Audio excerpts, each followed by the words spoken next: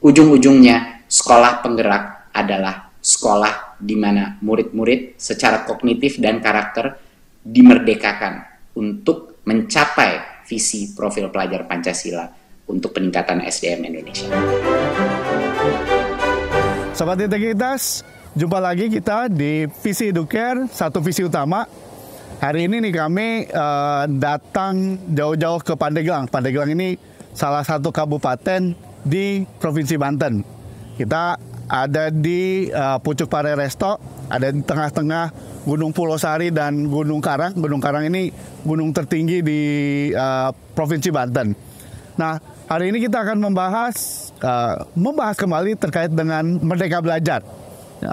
Sejak Pak Nadiem ditunjuk menjadi Menteri Pendidikan, kebijakan andalannya adalah Merdeka Belajar. Nah, kita akan tanya praktiknya, perubahannya apa yang terjadi setelah beberapa tahun berjalan ini.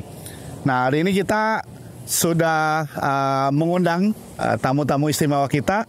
Ada Bung Kiki. Bung Kiki ini adalah guru di SMA 8 Tangerang. Karena orang Tangerang gitu ya. Lalu ada Pak Ginanjar Hambali, guru di SMA 7. Walaupun nomornya 78 tapi lokasinya jauhan biasanya gitu ya. Dan tentu saja the one and only Mas Bambang Wisudo, expert visi integritas. Saya langsung saja tanya ke bisa Bung Kiki atau Bung Ginanjar ya terkait dengan Merdeka Belajar ini. Ini sudah beberapa tahun, bisa cerita praktik dan perubahannya sudah seperti apa? Apakah memang membaik gitu ya, seperti yang diinginkan oleh Pak Nadiem, misalnya soal otonomi guru gitu ya, lalu kemudian juga peserta didik gitu ya. Silakan mau Gigin atau Kiki duluan? Yang tua duluan mungkin ya. Gigin lancar, silakan Gin. Ya, terima kasih Bung Ade yang memberi waktu pada kita untuk bercerita terkait dengan Merdeka Belajar.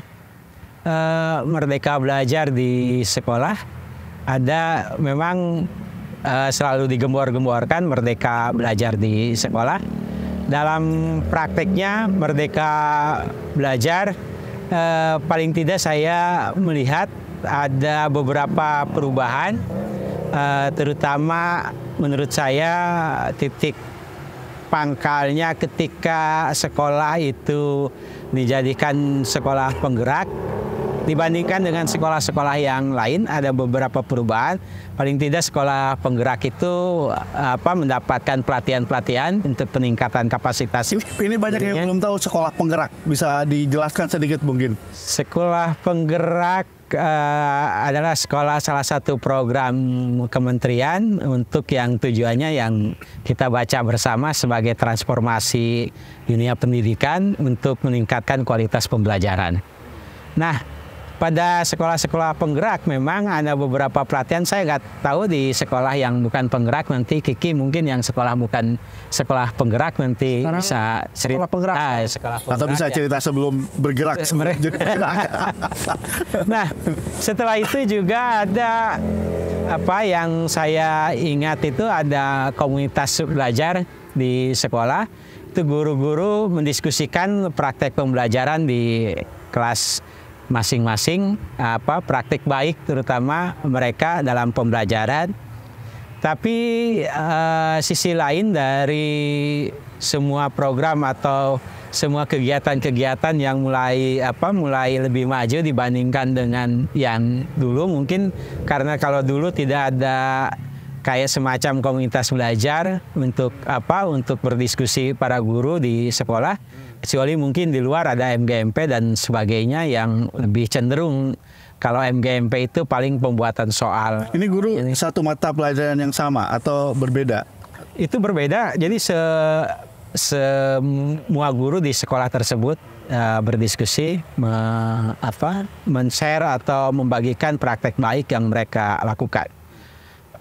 Cuma yang jadi permasalahan itu kan mungkin menurut saya, pengalaman saya berinteraksi dengan guru-guru itu gregetnya untuk berbagi praktik baik dan juga evaluasi praktik baik itu, apakah itu memang pura-pura praktik baik atau hanya sekedar misalnya mengisi baik-baik saja gitu kan, mengisi praktek-praktek baik disebut begitu.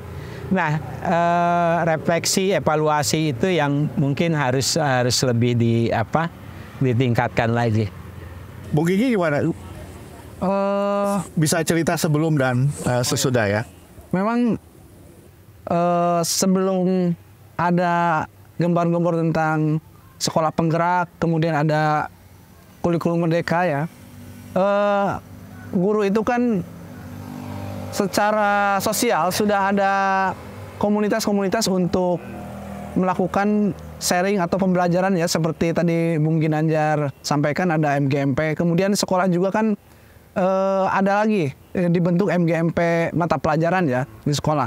Nah memang tujuannya adalah untuk sharing mengenai bagaimana cara mengajar dan metode pembelajaran yang baik terhadap siswa ya.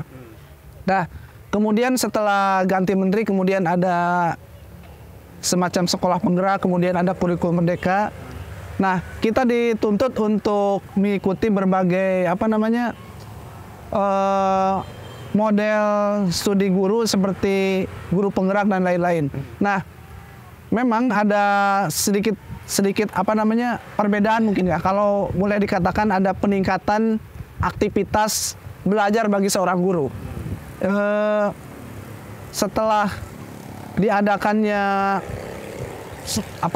kurikulum merdeka di sekolah kami, kemudian ada beberapa guru juga yang mengikuti guru penggerak seperti saya sendiri sedang mengikuti guru penggerak.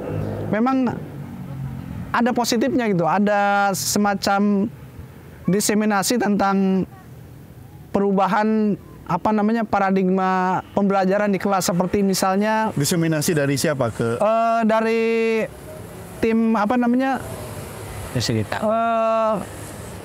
tim fasilitator sekolah penggerak.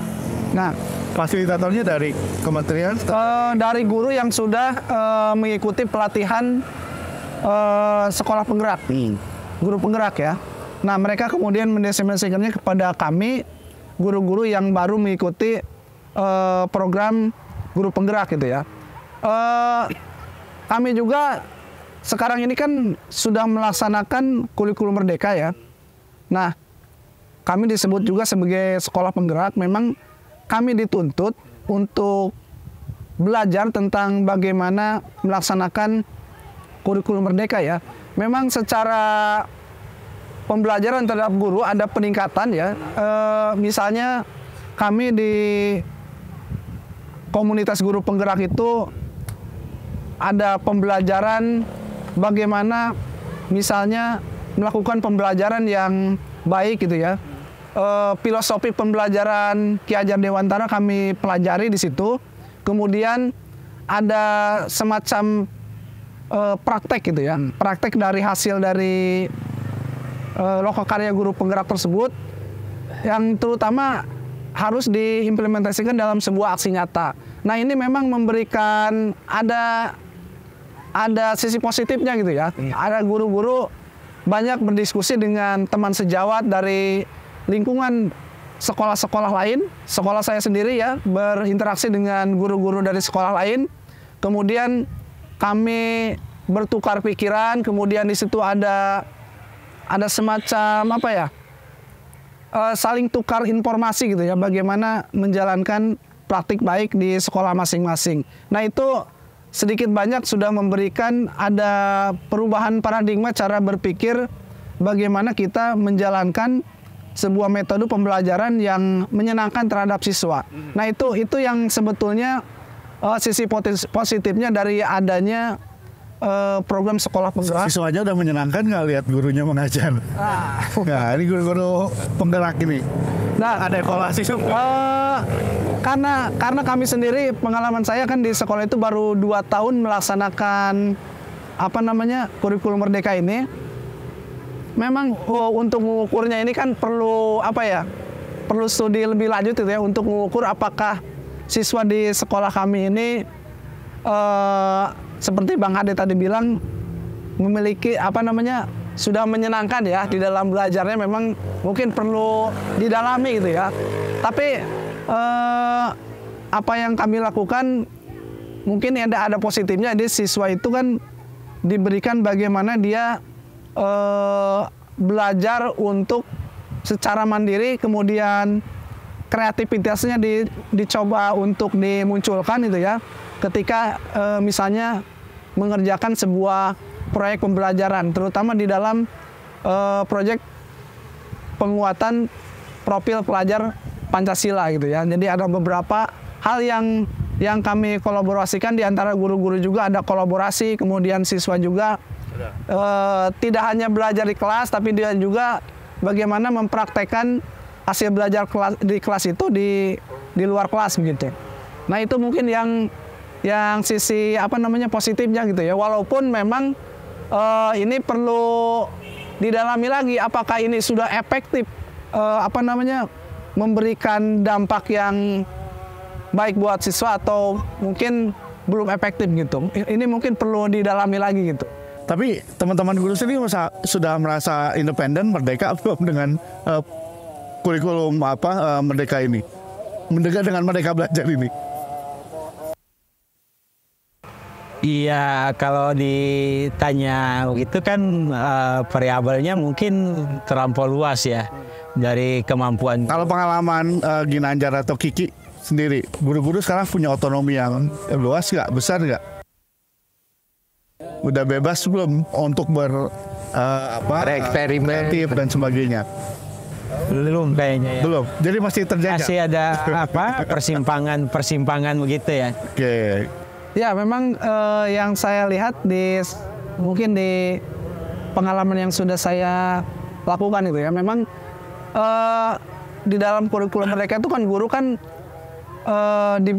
dituntut untuk merdeka gitu ya. Tetapi dalam realitasnya mungkin ada hal-hal yang memang belum terbudayakan di dalam sekolah. Misalnya saja ketika kami membuat rencana rencana pembelajaran RPP ya, semacam RPP, kita itu kan ada banyak sekali beberapa pedoman yang sepertinya kaku gitu ya. Jadi guru itu kan kadang-kadang kreativitasnya tidak tersalurkan di situ gitu. Ada hal-hal yang kaku gitu di situ. Nah itu mungkin di tingkat kepala sekolah atau pengawas yang kurang gitu ya. Yang susah menerima itu eksperimen itu kepala sekolahnya atau dari pengawas atau gimana? Kalau kepala sekolah yang saya lihat, kepala sekolah saya memang dia memberikan ruang ya untuk berkreativitas. Kalau kepala sekolah yang lain? Saya nggak tahu ya. Gitu. Kalau yang saya lihat itu ya, kepala sekolah saya sendiri memberikan ruang untuk berkreativitas. Tapi mungkin guru sendiri yang belum memanfaatkan itu, atau dia guru sendiri yang belum paham gitu ya, cara berkreativitas seperti apa yang harus dilakukan gitu. Nah itu mungkin yang perlu dievaluasi gitu ya. Apakah ini kurikulumnya yang belum memberikan ruang, ataukah gurunya sendiri yang sebetulnya belum paham gitu ya cara berkreativitas untuk melakukan sebuah perubahan di dalam pembelajaran gitu. Yes, jadi kalau saya lihat sih ada yang belum tuntas pemahaman guru, pemahaman kita memahami kurikulum merdeka itu, sehingga kalau bahasa Sundanya itu selalu kagok. Nah itu selalu kagok. Kita mau ngambil ini misalnya dengan kebebasan itu, bukankah kita bertahun-tahun mengajar itu begini? Bukankah kita mengajar itu dengan RPP? Bukankah misalnya ketika kita mengajar itu, kalau misalnya kita baca di kurikulum merdeka, itu kan memberi kebebasan pada guru untuk mengajarkan secara mendalam dan bermakna. Nah kalau kita kita baca panduan, tapi saya ingat dulu kalau memang kita mau merdeka, sebenarnya buku panduan dari kementerian itu harus ada sebuah sekolah eksperimen, dihilangkan itu buku-buku panduan dari kementerian itu. Karena kalau misalnya kita mengacu pada buku-buku dari kementerian itu, Bayangkan saya juga sebagai seorang guru ekonomi, apakah saya mengajarkan materi-materi di buku kementerian itu bermanfaat? Apakah ekonomi seperti ini yang dibutuhkan oleh peserta didik saya? Nah, kemerdekaan itulah sebenarnya yang harus dicari oleh guru-guru. Kita itu merdeka seperti apa? Gitu. Karena kalau misalnya dari kementerian jelas, walaupun cuma beberapa kalau yang saya pahami ya, mungkin ini juga karena pemahaman saya yang kurang, nggak apa-apa beberapa materi, yang penting itu mendalam dan bermakna bagi peserta didik. Kalau misalnya tidak bermanfaat bagi peserta didik, ya abaikan. Tapi karena kita di sekolah sudah terbiasa menyusun RPP dengan tahapan-tahapan, bab-bab dan seperti itu, sehingga ketika misalnya kita hanya mengajarkan satu bab atau satu materi saja di sana, ini agak kita bertanya gitu. Nah, itu semodel saya agak tidak terlalu begitu memahami. Apalagi menurut saya ini kritik bagi saya untuk teman-teman, kan daya baca guru-guru juga lemah ya, apalagi mendiskusikan. Oke, ada komunitas belajar seperti yang saya katakan tadi, tapi tradisi berdiskusi di guru, tradisi membaca itu kan masih sangat lemah. Sehingga ketika pemerintah memberikan panduan, seakan-akan panduan itu adalah sebuah jalan gitu. Sehingga kita tidak merdeka lagi, ikut panduan inilah. Kurikulum merdeka inilah panduan yang memerdekakan. Padahal itu kan panduan itu kayak jalan itu, bisa saja jalan bagi yang lain itu adalah jalan yang bagus, cocok, tapi bagi saya mungkin yang dari mengajar anak-anak di kampung yang semangat belajarnya juga harus perlu kita diskusikan lagi, ya agak repot gitu misalnya dengan anak-anak seperti itu. Jadi memang perlu diskusi, sehingga karena kita landasannya menurut saya tidak terlalu kuat. Nah, ini menjadi tujuan apapun akan menjadi. Nah, siapa yang bertanggung jawab tadi? Tadi benar ada beberapa fasilitator, ada guru pendamping, ada ini. Tapi kan kita belum baca tuh praktik-praktik baik dari misalnya guru penggerak.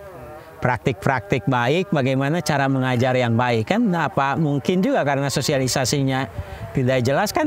Kalau Nadiem membayangkan kalau nanti dia berhenti jadi menteri, nanti yang akan membela itu guru-guru penggerak, sekolah penggerak kan yang membela karena ini program yang bagus. Tapi kan kita tidak tahu praktik baiknya itu, kurang tersosialisasikan, kurang terdiskusikan. Mas Bambang, komentarnya ini dari penjelasan Bung Ginanjar ataupun Kiki, sepertinya masih setengah merdeka belajar gitu ya, atau seperempat merdeka belajar gitu ya, karena banyak catatan. Walaupun ada beberapa kelebihan gitu ya, misalnya soal diskusi bareng, ada fasilitator, tapi juga guru tidak juga sepenuhnya punya otoritas gitu ya, termasuk dalam bukan cuma hal substansi, termasuk juga di beberapa hal teknis. Komentar Mas Bambang terkait penjelasan teman-teman ini? Ya, ini ada memang persoalan besar ya, sebenarnya bukan hanya di dunia pendidikan di sekolah, tetapi di dunia akademik kita juga gitu ya. Misalnya di perguruan tinggi ya, antara profesor-profesor dengan dosen-dosen lain yang muda-muda, ada tradisi belajar, sharing, mendiskusikan ilmunya, itu juga saya kira mungkin lebih dari 95% perguruan tinggi kita nggak punya itu komunitas-komunitas yang belajar itu di tingkat perguruan tinggi, apalagi di level sekolah ya, yang selama ini memang nggak ada. Saya hanya mendengar 1-2 dan itu pun saya kalau diskusi tidak puas, misalnya dengan sekolah elit mana gitu ya, yang saya sekolah Yesuit misalnya, kalau di kalangan Katolik itu yang hebat ya, di situ pun sebenarnya juga belum kuat tradisi sharing, belajar, membaca di antara guru-gurunya gitu ya. Di sekolah-sekolah elit yang lain juga sama sebenarnya, yang labelnya global, internasional. Tradisi belajar bersama, membaca buku itu belum, padahal itu basic ya, seperti dikatakan Bung Ginanjar ya. Kalau mau sharing praktek pembelajaran yang baik, itu bukan hanya yang sudah dilakukan guru di sekolah itu ya, harus ada referensi contoh-contoh di luar. Nah, itu nggak mungkin kalau guru-gurunya nggak cukup berinform, nggak mengikuti ya praktek-praktek di lain-lain sekolah di negara lain, apa yang terjadi di Amerika, di Finlandia, di Swedia dan sebagainya. Nah, itu memang tradisi membacanya harus kuat, dan problem besar lainnya dari gurunya ya. Sebenarnya kalau kami yang sudah lama mendampingi guru, sudah kenal cukup dalam dengan dunia pendidikan, itu agak meragukan dengan model-model pelatihan seperti ini. Yang dilakukan Nadiem, Kementerian Pendidikan, itu kan sangat ambisius ya. Modelnya kayak MLM. Jadi mentraining, lalu jadi ada trainer masternya, lalu ada kemudian yang sudah di training menjadi trainer lagi. Itu kan model berjenjang ya. Sebenarnya yang mentrainer di level 2 aja sempat mempraktekkan belum itu mengajar merdeka ya. Sekolahnya sudah benar-benar sekolah merdeka, sekolah penggerak belum. Ini belum jadi nih, belum jadi sudah harus menularkan ke teman-temannya, ke yang lain. Kalau model itu model mentor-mentor gini multi level, kalau dalam informasi dalam pendidikan pasti ada degradasi kan. Nah, ini jadi problem, dan persoalannya masalah ini kan mau merevolusi ya dari pendidikan modelnya ala bank ya, yang diseragamkan itu mau dimerdekakan ya. Referensi antara lain Ki Hajar Dewantara ya, bahkan di Guru Penggerak juga disebut-sebut tuh Paulo Freire ya. Itu zaman dulu waktu awal-awal saya tidak di Kompas lagi, itu sudah tahu bahwa di sekolah-sekolah elit di Jakarta itu ya, yang menengah atas, yang internasional global tanda kutip itu, sudah referensi guru-gurunya sudah pakai tulisan-tulisan Ki Hajar Dewantara ya. Dan kalau kita melihat itu ya, sekarang kan referensi yang dipakai itu kan Cikal ya, Cikal dan Sanggar Anak Alam Jogja ya. Ya itu berbeda banget ya, berbeda banget dengan struktur, dengan kultur sekolah-sekolah yang ada di tempat lain. Itu kan dulu sekolah liar ya, tanda kutip ya. Alam itu sekolah Sanggar Anak Alam nggak diakui sebagai sekolah biasa ya. Itu penyetaraan sampai sekarang masih seperti itu. Makanya mereka agak bisa leluasa tuh keluar dari kurikulum. Tapi Cikal kan sekolah elit ya, sekolah anak-anak orang kaya. Itu mungkin pengawasnya, peniliknya datang ke sana aja udah minder tuh. Jadi mereka bebas saja, tidak pakai kurikulum ya. Jadi mereka memang udah terbiasa itu mengajar, membuat sekolah dalam suasana sekolahnya juga memberikan otonomi yang besar pada sekolahnya, pada guru-gurunya. Jadi harusnya memang kalau mau perubahan ya itu tadi ya, ada sekolah-sekolah yang benar-benar ini kayak Cikal, kayak Salam di Pandeglang, dari 1 ada 10, kemudian berikutnya ada 50 taruhlah gitu ya. Nah, itu mungkin baru bisa, tapi bisa dibayangkan kerumitannya ya. Pertama, guru-gurunya cuma dilatih berapa bulan, dan itu hanya mengikut membaca modul kan. Itu pasti nggak mendasar lah. Perubahan itu harus dimulai dari waktu sekolah gurunya ya. Tapi pertanyaannya juga dosen-dosennya gimana mengejarnya, sudah pakai ilmu mengajar atau ilmu pendidikan yang merdeka atau belum, atau masih behavioralistik ya. Itu jadi tali temalinya panjang sekali, dan itu memang nggak bisa dengan MLM ya. Betul. Itu tapi nggak bisa. Ya, kita kan tahu lah ini benang kusut gitu ya. Ya. Kalau menurut Bas Mabang, sebelum nanti ke teman-teman gitu ya, ini kan niat baiknya ada lah ya, kalau mereka belajar gitu ya, dan praktiknya juga sudah lumayan gitu ya, walaupun banyak catatan. Tapi memang ada benang kusut di pendidikan kita, yang kemudian juga Merdeka Belajar ini juga jadi agak kusut. kalaupun mau diselesaikan, gitu Mas, mesti dimulai dari mana? Ya, saya kira ini lagi ya, dari struktur mikro di tingkat sekolah itu juga harus diselesaikan ya. Mengajar merdeka itu kan anak biar tumbuh berkembang sesuai minatnya sendiri, sesuai kodratnya sendiri gitu ya. Jadi orang dewasa yang kepribadiannya matang, kepribadiannya baik gitu ya. Nah, ini kan nggak bisa dalam satu kelas yang massal, ya kan? Kan kita nggak bisa mengenali individu-individu anak kalau gurunya mengajarnya 40 anak. Apalagi kalau di tingkat sekolah menengah, SMA, apalagi kan guru pelajaran ya. Guru pelajaran kalau misalnya guru matematika atau guru Pancasila dia mengajar 18 kelas ya. Dalam satu minggu berarti beban mengajarnya mungkin dia 5 jam pelajaran di depan kelas ya. Itu pasti capek banget ya kalau mau mengajar secara merdeka, mau bereksperimen dan sebagainya, pasti dia akan hafalan. Dia mungkin bisa bereksperimen tapi paling untuk satu kelas, mungkin satu proyek dalam satu semester. Jadi nggak bisa itu juga harus diselesaikan. Tapi yang harus dilakukan saya kira supaya paling nggak Pak Nadiem ini punya bekas ya, jejaknya bahwa sudah mengubah nih anak-anak dikembalikan supaya belajarnya lebih otonom, lebih merdeka, lebih menyenangkan ya. Saya kira mungkin harus dipetakan sekolah-sekolah yang memang mampu benar-benar menjadi sekolah penggerak, sekolah merdeka, dikasih otonomi yang besar, disupport nih otonominya, boleh bereksperimen, nggak usah terlalu didikte. Kalau perlu modul-modulnya ditinggalkan nggak apa-apa kalau memang sekolah itu sanggup ya. Asal benar, asal baik itu lepas saja. Tapi kalau yang buruk justru yang dikontrol gitu. Jadi mulai gitu dipetakan sekolah-sekolah yang memang bisa benar-benar mempraktekkan kurikulum merdeka, belajar yang menyenangkan dan mendalam, bukan hanya mendalam ya. Bukan hanya menyenangkan, karena ketika belajar mendalam itu bisa tidak menyenangkan ya. Bisa harus belajarnya harus keras tuh. Kalau tingkat SMA harusnya sudah mulai ini nih.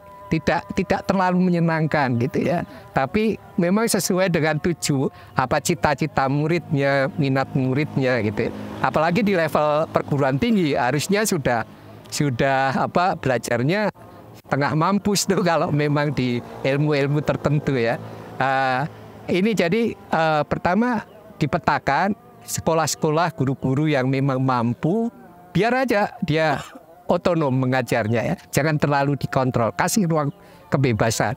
Kecuali justru sebaliknya, sekolah yang buruk, guru-guru yang belum mampu, itu yang diawasi ya. Kalau yang udah benar biar aja, mungkin itu nanti bisa paling enggak masih ada kenangan lah ya. Ada legasinya lah ya. Kita harus mengembangkan mungkin 50 tahun lagi supaya sekolah ini benar-benar merdeka.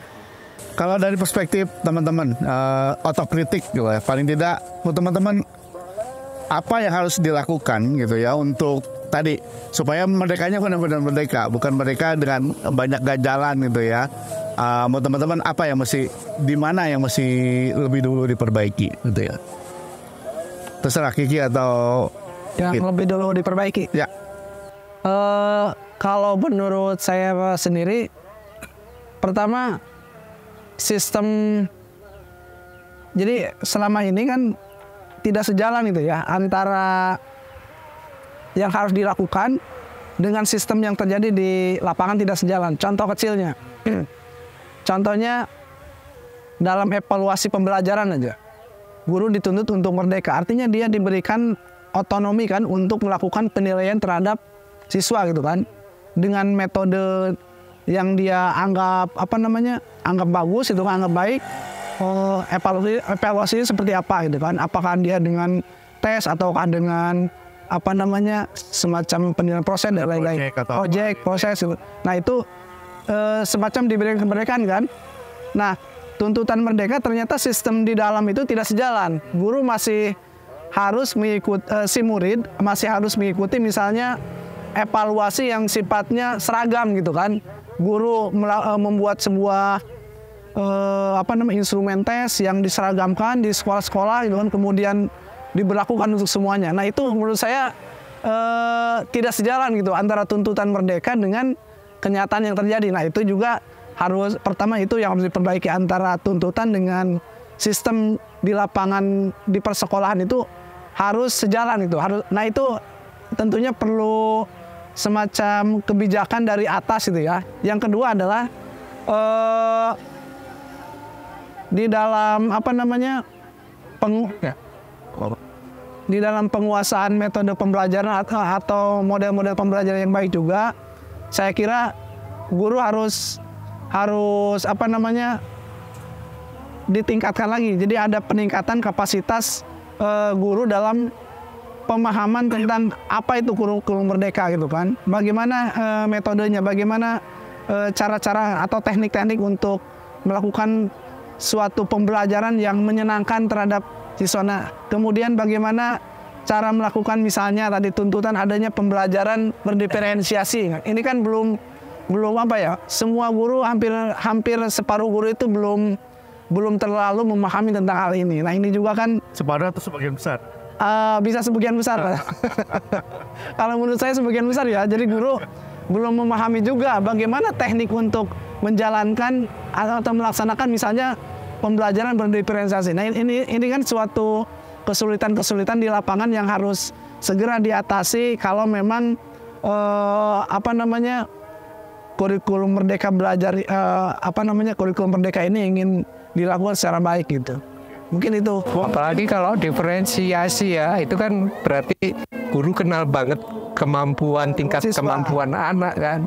Nah itu kan nggak bisa masal. Nah itu juga kan berhubungan dengan sistem di dalam kan. Apakah misalnya pembelajaran seperti ini bisa dilakukan pada kelas dengan jumlah murid besar atau bagaimana? Ini kan ada hubungannya tadi dengan kebijakan di atas. Bagaimana suatu kelas di kita itu yang idealnya berapa sih untuk adanya diferensiasi dalam pembelajaran itu. Bung Gigin? Iya, persis apa yang landasan dasarnya dulu kan. Nah, saya sih agak mau meluas ya. Kita ngomong merdeka belajar, merdeka itu kan kalau kata Ki Hajar Dewantara itu tahu hak dan kewajibannya. Artinya hak dan kewajiban. Nah, yang kita lihat sebenarnya guru itu tugasnya apa? Tugasnya itu kan mencerdaskan anak-anak, tapi dalam keseharian mereka juga disibukkan oleh administrasi, harus ngisi absen, terus harus laporan absen, terus sekolah juga harus laporan, ada beberapa instrumen, ada beberapa ini yang harus diisi. Kadang-kadang kita juga jenuh, evaluasi lagi, instrumen lagi, ngumpulin berkas lagi. Seakan-akan dalam tugas kita itu masih terjebak. Kita itu sebenarnya tugas kita itu bukan mengajar, tapi pemenuhan administrasi. Yaitu yang menurut saya urusan administrasi. Ya. Dan ini rezim administrasi ini yang kental banget di sekolah-sekolah. Ini justru di zamannya Pak Nadiem ini meluas nih ke perguruan tinggi, ke dunia akademik, riset. Itu semua di bawah Pak Nadiem. Birokratisasinya justru terjadi di zaman Pak Nadiem. Ini kan bertentangan ini. Pak Nadiem ini menteri yang punya ideologi memerdekakan atau sebaliknya, itu jadi pertanyaan juga. Iya, belum kan guru-guru harus ngumpulin berkas daerah, ngisi sikap. Tapi intinya begini menurut saya, kalau kita mau merdeka, guru itu ya karena dia punya tahu hak dan kewajibannya. Kalau misalnya konsep ini mau diterapkan, guru itu ditanya target dia mengajar itu apa, terus metodenya atau strateginya bagaimana, terus pertanggungjawaban dia dengan tujuan dia mengajar itu bagaimana. Tidak harus misalnya kita harus mengumpulkan administrasi, terus diperiksa lagi administrasinya bukan hanya oleh kementerian, oleh pemerintah daerah, oleh lembaga-lembaga lain gitu ya di ini. Sementara proses pada akhirnya, proses tadi kita kan ngomongin merdeka belajar aja, definisi merdeka belajar aja kan belum tuntas. Terus yang dimaksud dengan filosofi merdeka belajar itu apa aja belum tuntas karena kita bacaannya masih sedikit. Kita mengacu ke Ki Hajar Dewantara, saya mau tanya misalnya di pustakaan sekolah itu ada berapa buku Ki Hajar bukunya Dewantara? enggak? Kita mendiskusikan itu bagaimana? Jangan-jangan Guru-guru penggerak punya buku itu enggak? iya, jadi ketika panduan-panduan itu turun, nah inilah yang dimaksud dengan merdeka belajar. Soal merdeka belajarnya itu kata siapa kan, jadi guru nggak ada pilihan lain selain mengikuti itu, selain memodifikasi itu sebenarnya yang belum tuntas menurut saya. Tapi kalau misalnya gambaran di luar, prosesnya kan ada memang diskusi, ada memang pembelajaran terdiferensiasi, ada guru harus mengenal dekat dengan peserta didik, tapi kembali lagi guru mengajar dengan jam mengajar penuh, terus juga tidak terlalu dihargai bagi guru itu karya dia misalnya, karya kreatif dia tidak terlalu, kecuali administrasi itu. Belum mungkin sampai sekarang belum ada di sekolah misalnya lomba karya kreatif guru di sekolah atau guru ke sekolah membanggakan karya anak-anak, karya guru-gurunya gitu. Yang ada sekarang itu bagaimana sekolah itu mengisi instrumen evaluasi atau segera administrasi segera dikumpulkan karena ada pengawas atau apa. Kenapa masih terjebak pada metode ya, metode belajar merdeka, metode merdeka belajar menyenangkan ya. Tapi filosofinya yang gagasan besar di belakangnya itu belum tersentuh. Sebenarnya ya tadi ya, kalau memang cikal Sanggar Anak Alam itu dipandang model yang memang mau dibikin di sekolah ya harusnya dimultiplikasi ya, diperbanyak gitu. Kayak cikal, kayak salam. Kalau di sekolah negeri, di sekolah reguler itu jadi kayak apa sih? Ya, mulai dari situ ya. Karena kalau nggak ada sekolah-sekolah, paling ini kan yang menentukan sebenarnya kepala sekolah. Manajer, benar-benar manajer dalam relasi antara guru, murid, dan pengetahuan. Bukan manajer dalam urusan administrasi ya. Itu yang harus diperbanyak ya. Belum kita kan dikejar-kejar itu suruh belajar PMM. Memang pelatihan mandiri begitu ya. Tapi kalau sekolah sudah intervensi misalnya, ini kita harus selesaikan 9 pelatihan. Tapi menurut saya biarin aja guru memilih apa yang dia butuhkan di pelatihan-pelatihan itu. Itu paradigma itu bukan mengejar seberapa banyak guru-guru itu. Mungkin ini harus dibikin model ya. Setiap kota udah ada belum model sekolah yang memang seperti cikal, seperti Sanggar Anak Alam. Kemudian di tingkat kecamatan udah ada belum atau kapan sampai tiap kecamatan? Nggak ambisius semuanya gitu ya. Itu konkret tuh ukurannya ya. Oke, saya kira makin menarik sebenarnya diskusinya, makin mencerahkan. Cuma kita terbatas dengan waktu, jadi masih Pak Menteri juga terbatas waktunya, tinggal setahun lagi. Pak Menteri juga terbatas waktunya, makanya kemudian ya catatan dari teman-teman guru gitu, yang kita anggap sebenarnya Gikin dan Kiki ini kita anggap guru yang sudah merdeka, tapi ternyata masih terjajah administrasi, terjajah ya administrasi, dan di sekolah terjajah kepala sekolah nggak ya? Saya kira itu Sobat Integritas. Kalau ada kritik, saran, silahkan nanti di komen gitu ya. Lalu jangan lupa like dan subscribe, lalu kemudian sebarkan video ini ke segala penjuru mata angin.